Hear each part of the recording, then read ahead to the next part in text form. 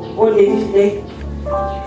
Alors, quand on est venu m'annoncer cette nouvelle, je ne croyais pas. Je suis arrivée au village, je suis partie, j'ai trouvé qu'on avait déjà enterré. Donc, quand j'ai trouvé ça, j'ai pris une décision dans ma vie que je ne vais jamais voir un cadavre ni un cercueil. Parce que j'avais une colère en moi que partout où je passais, si je vois même le cercueil, je vais me manifester. Parce que ça a vraiment mis une colère en moi que comment on peut me cacher ma mère. Donc j'avais la colère, je suis restée avec cette colère durant toute ma vie, même avec toute ma famille, j'étais fâchée contre tout le monde. Alors, cette colère m'a donné un esprit que quand je me fâche, donc si tu me fais quelque chose que toi tu négliges, je vais prendre ça en considération et je veux faire quelque chose que je ne sais pas. Si je ne vois pas le sang couler, je ne peux pas réussir. Je savais que cet esprit était seulement à ce niveau. Alors, mercredi, c'était mercredi, je me suis énervée à la maison. Ce qui fait que je ne suis pas venue au culte parce que j'avais une colère en moi et que je voulais manifester cette colère. Je suis restée comme mon grand frère, sa femme a perdu sa grande soeur.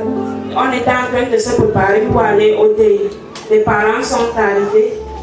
Jeudi, ma voisine, Madame René, est venue me chercher à la maison. Elle lui a dit que si je pars là-bas à l'église, je ne peux pas écouter ce qui se passe là-bas. Je suis restée, j'ai fini de préparer. Mon grand frère m'appelle et je suis partie chez lui. Alors, on a voyagé vendredi. J'avais toujours cette colère et que je voulais vraiment manifester. Donc, je voulais que la personne qui tente même de me prononcer un genre là, je veux déverser cette colère sur la personne. Je suis restée là, on est parti. Arrivé en route, comme il a plu, c'était dans les villages voisins de Yaoundé. Et la route est très mauvaise. Alors, il a plu, on est parti.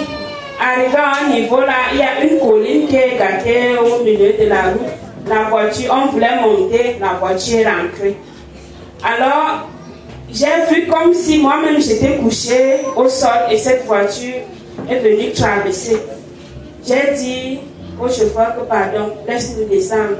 Tu devras monter cette colline seule, Dieu va te pousser. Alors nous sommes descendus. Mon père me dit, il n'y a pas de problème. Moi je sais que ton Dieu là, il fait beaucoup de choses dans notre famille. On est descendus. Il veut monter, ça n'allait pas.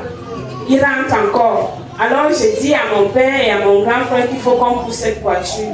On a poussé la voiture. Jusque-là, j'avais toujours cette colère.